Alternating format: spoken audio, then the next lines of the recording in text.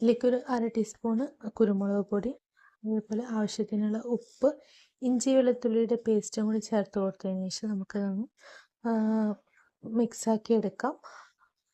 മസാലകളെല്ലാം ബീഫിലേക്ക് ഒന്ന് പിടിച്ച് കിട്ടുന്നതിന് വേണ്ടി ഒന്ന് തിരുമ്പി ഒരു 2 മിനിറ്റ് ഒന്ന് കൈകൊണ്ട് തന്നെ ഒന്ന് മസാലയെല്ലാം തേച്ച് പിടിപ്പിക്കാം. അതിനുശേഷം നമുക്കൊരു 5 to 6 വിസിൽ വരേക്കും നമുക്ക് ഈ ബീഫിനെ ഒന്ന് വേവിച്ചെടുക്കണം. നിങ്ങളുടെ എരിവിനനുസരിച്ചിട്ട് നിങ്ങൾക്ക് ഇതിലേക്ക് എരിവ് കൂട്ടാം. ഇപ്പം നമ്മൾ 7 വിസിൽ നമ്മൾ ബീഫ് വേവിച്ചെടുത്തിട്ടുണ്ട്. ഇനി ഇതേ രീതിയിലാണ് ഞാൻ ബീഫിനെ കട്ട് ചെയ്തെടുത്തിട്ടുള്ളത്. കട്ട് ചെയ്തെടുത്ത ബീഫ് നമുക്കൊന്ന് മാറ്റി വെക്കാം. ഇനി ഒരു മസാലക്കൂട്ടും കൂടി തയ്യാറാക്കി എടുക്കണം. അപ്പോൾ നമുക്ക് അതെങ്ങനെയാണെന്ന് നോക്കാം.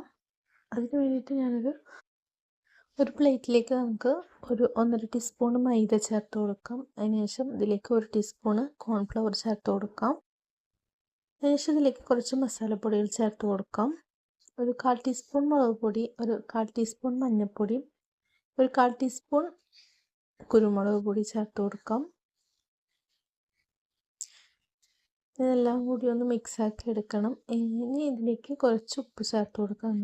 നമ്മൾ ഓൾറെഡി ഉപ്പ് ചേർത്തതാണ്, എന്നാലും ഈ മസാലയിലേക്ക് ആവശ്യമായിട്ടുള്ള ഉപ്പ് ചേർത്ത് കൊടുക്കാം. അതേപോലെ തന്നെ കറിവേപ്പില ചേർത്ത് കൊടുക്കാം. ഒരു 1/4 ടീസ്പൂൺ ഇഞ്ചി വെളുത്തുള്ളിയുടെ പേസ്റ്റും കൂടി ചേർത്ത് കൊടുത്തതിന് ശേഷം ഒന്ന് മിക്സാക്കി എടുക്കാം. നല്ലൊന്ന് മിക്സാക്കി എടുക്കാം. അതിനുശേഷം നമുക്കിതിലേക്ക് ബീഫ് നമ്മൾ കട്ട് ചെയ്തെടുത്ത ബീഫിനെ ചേർത്ത് കൊടുക്കാം. ഇതേ രീതിയിൽ കട്ട് ചെയ്തെടുത്ത പീസാണ്. അപ്പോൾ ബീഫിനെയും കൂടി ചേർത്ത് കൊടുക്കാം. അതൊന്ന് മിക്സാക്കി എടുക്കാം. എല്ലാ ഭാഗത്തേക്കും നമുക്ക് ബീഫിലേക്ക് മസാലപ്പൊടികൾ പകർന്ന വരയ്ക്ക് നമുക്കൊന്ന് മിക്സാക്കി എടുക്കാം. നിങ്ങൾക്ക് വേണമെങ്കിൽ ബീഫ് വേവിച്ച വെള്ളം ഈ സമയത്ത് ചേർത്ത് കൊടുക്കാവുന്നതാണ്. ഇതിലേക്ക് ഒരു 1/2 ടീസ്പൂൺ ചില്ലി ഫ്ലേക്സും കൂടി ചേർത്ത് കൊടുക്കാം. നമ്മൾ